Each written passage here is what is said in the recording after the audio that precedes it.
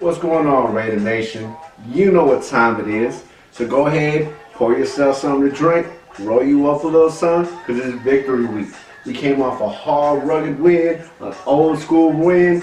Our offense had a good day, defense had a good day.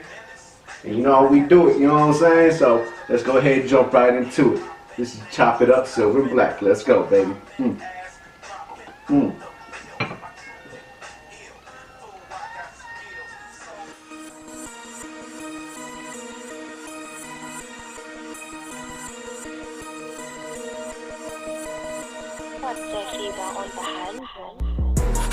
High stepping, stepping over them, high stepping over them, I be running blaze like a halfback.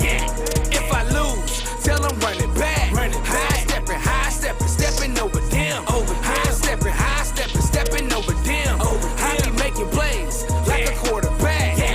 If I win, tell them double that. What's going on, ladies and gentlemen? Welcome back to another episode of Chopping It Up Silver and Black. As always, I am your host, and we will be joined here by Maine shortly. But hey, man, like I said earlier, victory week, baby. We're coming off another big dub. Hey, the hardest part of our schedule is over. The hardest part. We have one of the toughest schedules in the NFL, and it is officially over. The remaining portion of our schedule, we are, I think, ranked 25th.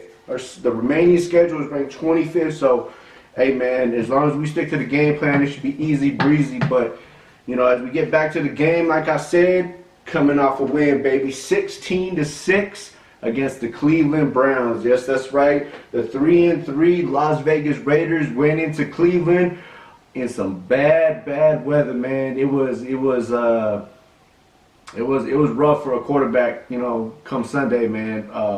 You know, it was cold, 38 degrees, I believe it was, raining, you know, hail, snow, you know, so it was a rough one for the quarterbacks, man. It was definitely a rough and rugged game.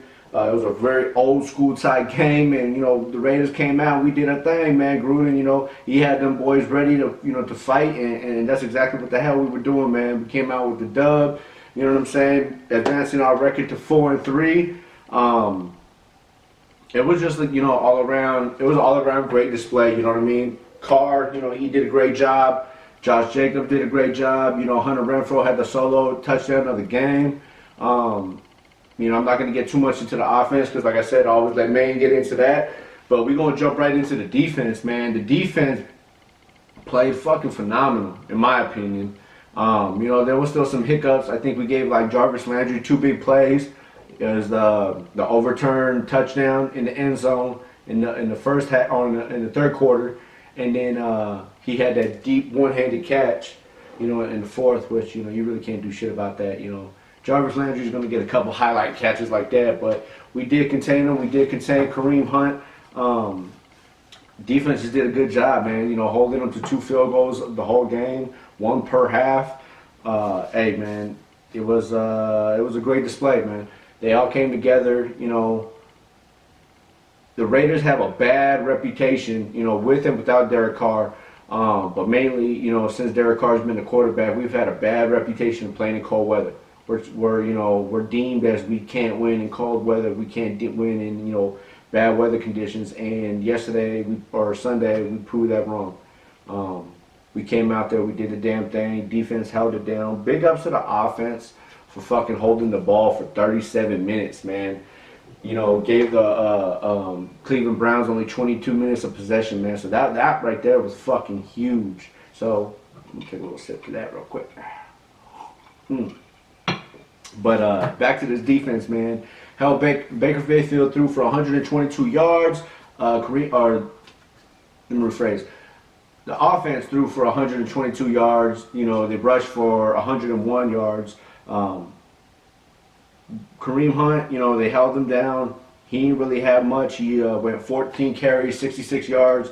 Jarvis Landry, you know, he had 52 yards. One came off the big one-handed catch. Same thing with Kareem Hunt. Out of those 66 yards, I think he had like a big 15-yard gain. Other than that, they ain't really doing nothing, man. So the defense, you know, for as criticized as they are, and as criticized as the Raiders are, you know, in bad weather came out and did a phenomenal job, man. You know, they beat the hell out of these, you know, Cleveland Browns, and there was a lot of three and out possessions, man, which is great to see. Nevin Lawson led the team with 5 tackles, 4 solo, 14 first downs. That's it, man. The Raiders had 24 first downs. The Browns had 14. So big ups to the defense. Like I said, man, there was a lot of 3 and outs. You know, it was a lot of 3 and outs. You know, so out of those 14 first downs, you know, one drive, one possession, I think they had like 6 first downs on that possession or some shit like that. 4 first downs on the possession. No, some shit like that. I can't remember. I think it was 6. But you know what I mean? They you know, they did a great job. They did a phenomenal job, man. So like I said, you know, the offense, Raiders offense held it to 37 minutes to Cleveland's 22, and for those 22 minutes, our defense beat the shit out of the offense. You know, that's the bottom line. You know, big ups to Nick Morrow for the fumble recovery caused by, you know, the athleticism and the strength of Kowalski, man, coming around, swinging that thing through, causing that ball to come loose, man. Good play on that shit. That whole play in general was a fucking great play. You know, they tried to pump, you know, it was a play action. They came around with the little screen to the left-hand side, but it was, you know, it was fucking read all the way by Max Crosby. He was in the passing lane. They got the pass off. The receiver caught it, turned downfield, and right behind it came Kowalski, you know. Either way, the receiver was coming into a wall anyways. But here comes Kowalski. You don't need to use that strength. He used that hammer, knocked that ball loose. Nick Morrow, you know, made sure he got possession of that ball. And, you know, that helped us early, man, because that was in the first quarter. So that set a tone, I believe, in my opinion, that set a tone for the defense, man. So, you know, the secondary, they came out, they did great. They, you know, had a lot of pass deflections, you know, a lot of great hits, big hits, man. You know, a lot of communication out there. I've seen a lot of communication out there, man. So, they fucking, in my opinion, they look fucking phenomenal. You know, in that weather, those conditions, man, they look fucking phenomenal. So fucking tip the hat to them, you know what I'm saying? Take a sip to them. I'm going to smoke a little something to them in a little bit, but until then, you know what I'm saying? As a matter of fact, I'm going to go ahead and smoke a little something right now.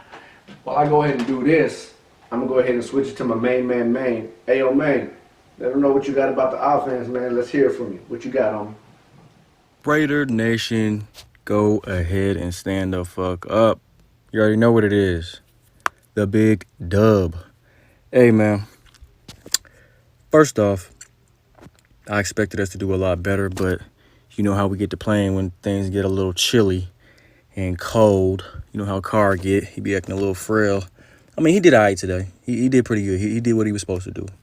I ain't too mad at that.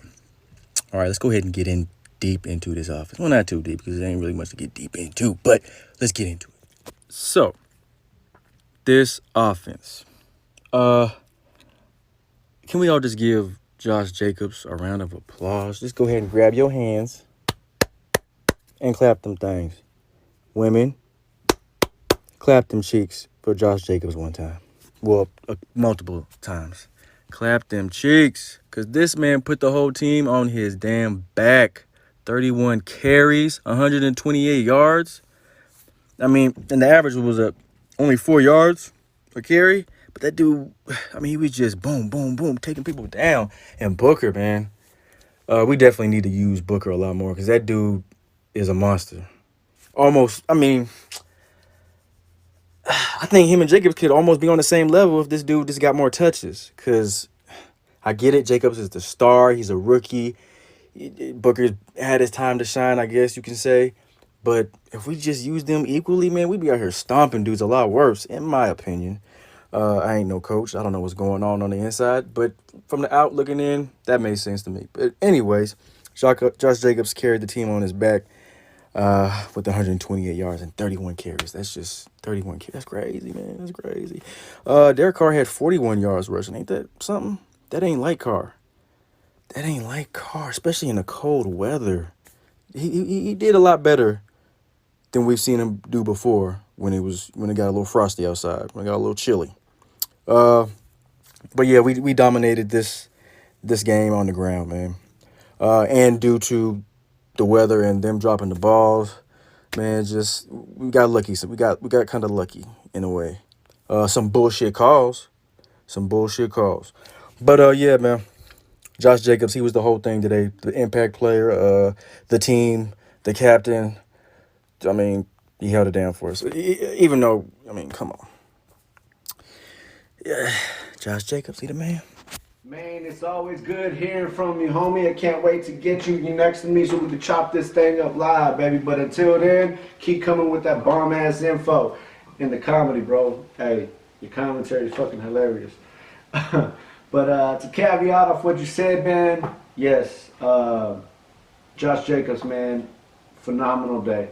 Phenomenal fucking day, man. What was it, 128 yards? I think he had like 30 carries or some shit like that, 33 carries or something. Hey, man, don't get me wrong. Devontae Booker right behind him had phenomenal runs too. Big ups to Hunter Renfrow for having the solo touchdown. You know what I mean? Like, there was a whole lot of positives from this game, but Josh Jacobs, man, he had a point to prove. Not only, you know what I'm saying, is he trying to prevent the whole sophomore slump this season, but, you know, last week, you know, he had a rough game, you know, really didn't do too well. You know, we as a whole didn't really do too well. So he came out this game, bad weather, you know, he already knew with the weather conditions he was going to get a whole lot of the carries. So he came out, he did what he had to do, he powerhoused it, had people on his back. So hey, big ups, like you said, man, to Josh Jacobs and the entire offense, man. At this time, you know, I want to go ahead and get into my impact player. I know Maine has a couple opinions on his impact player, but hey, in my opinion, the most impactful player. I mean, there was a couple impactful plays, but in my opinion, the most impactful player from that game, aside from, you know, we're gonna go ahead and put Josh Jacobs aside for a moment. You know what I'm saying? Like he was on a whole another level. You know, but my impact player for that game was fucking Marcus Joyner. You know, he held it down. I believe he had 4 solo tackles throughout the game. But if you go back to the fourth quarter, man, the last drive, I mean, you know, we were up by 10 points. They were driving, I believe they were on the 20 or the 30 in the red zone or close to the red zone area, if not in the red zone. And LaMarcus Joyner on second and third down came back-to-back, came up with huge plays. He first Baker Mayfield went to the end zone to Jarvis Landry. LaMarcus Joyner reached up with the pass deflection, swatted that one down. They had I believe it was a false start. Put him back 5 yards. Now it's 3rd and 15. LaMarcus Joyner again comes up with a major hit. That was huge, man, because Jarvis Landry, LaMarcus Joyner was on the top end. Jarvis Landry caught it. LaMarcus Joyner came in with a massive hit in the back, knocked the ball loose. You know, that led to the missed field goal by Cleveland. Hey, man, in my opinion, LaMarcus Joyner was the most impactful player of the game. No disrespect to Kowalski, man, with the turnover and the almost pick. No disrespect to you, but I think with just late in the game, man, that was, you know, coming from a veteran, that was real impactful in my opinion. But hey, man, I know you probably got something different to say, so what you got in your impact player, bro? Wait. Let me go ahead and bring that on back. Impact player. He doesn't. This dude, he's an impact player to me because when his number's called, he never fails. He barely sees the ball, but when he does, he makes it do what it do. He makes it happen. He makes progress. He does not fail. This man came from another team, a whack ass team. They got a star, you know, them cowgirls. We all know them. They always complain about something. But yeah, man, Jason Witten, that dude is definitely a GOAT tight end. I mean, this dude ancient out there, still catching. He don't drop passes, and he like just a big ass boulder. I don't care how hard you hit him, he gonna get right back up like it's nothing. Like it is nothing. That dude he's like one of them old ass muscle cars that just don't never 300,000 billion trillion miles and shit. Like just don't never die. Just keep on trucking. But yeah, man, that's Jason Witten, man. He out there doing what he has to do for us, man. As a vet, he's outstanding for us, man. And to me, he's an impact player. Hey, man, I can't even lie, man. I can't even lie, bro. Jason Witten is a beast. Big props, big ups to Jason Witten. Every game, I believe every game thus far this season, he's had one pass on third down, clutch, very impactful, so toast to Jason Witten, man. But we going to go ahead and lead into my favorite portion of the show. You know what time it is, baby. Let's go ahead and chop it up. Let's go.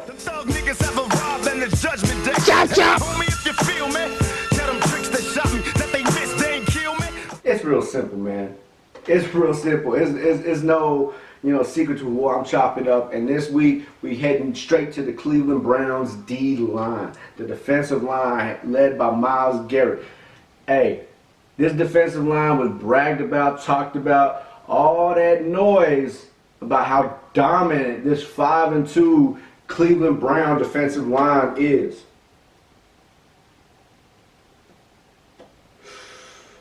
Well, last time I checked, they ain't do shit. They ain't get no sacks. They allowed 128 yards by Josh Jacobs alone. You know what I mean? Denzel Good, mind you, backup Denzel Good had the best game of his career with a 90 PFF grade and had the third best among all guards in the NFL week 8 in run blocking percentage. Yeah. Oh yeah, by the way, had 0 pressures on him. If you want to switch sides, let's go all the way down to Colton Miller, who had every single defensive lineman switch up on him, and he had 0 sacks.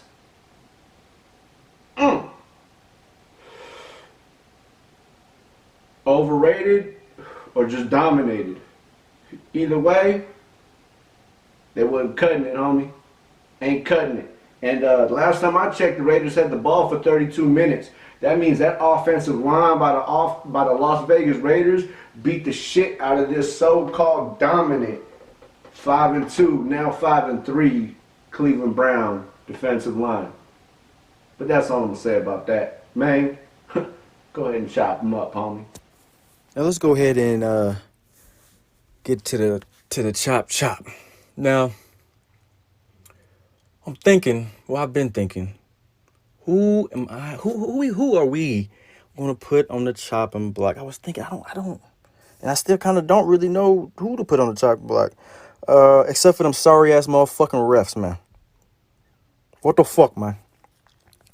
Now we know goddamn well that was a touchdown, caught in the corner by number 11, Henry Ruggs. Come on, we seen it. They saw. They did the replay. The commentator said that it wouldn't.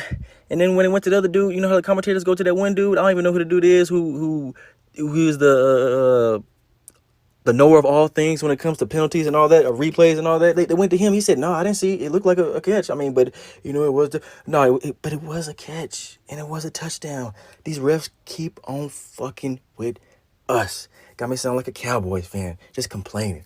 But you see, the proof is in the pudding. Chop them motherfucking refs up. Hey, for real though, they need to be held accountable, man, because this shit ain't right. Chop, bitch." Well, ladies and gentlemen, that's it. That's the end of the episode. We've come to the end, ladies and gentlemen. Hey, I appreciate you tuning in. I appreciate the views. I appreciate the shares, the love. Hey, it's such a blessing and privilege to be able to just do, what I like to do, have fun. I have Maine with me. We just some fans just having fun, man. And with everything that's going on in the world right now, it's really important that we just have fun, man. We gotta really touch into what makes us happy and not really worry about what so much was going on with everybody else and their happiness or claim to be happiness. Touch your inner self, touch your inner happiness, man, and just spread love around everybody, man. Just spread love, throughout the world, throughout, a neighbor, a friend, a coworker, somebody, just put a smile on somebody's face.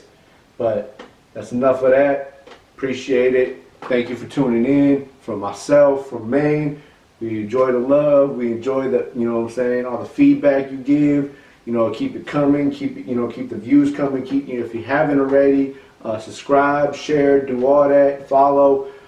Until next time, ladies and gentlemen, peace, love, one nation, and I'm out. I'll see you.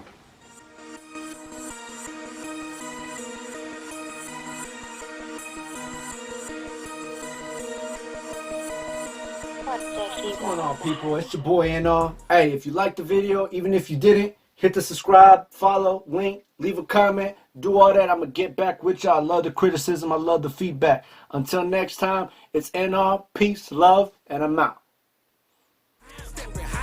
Stepping over them. I be running plays like a halfback.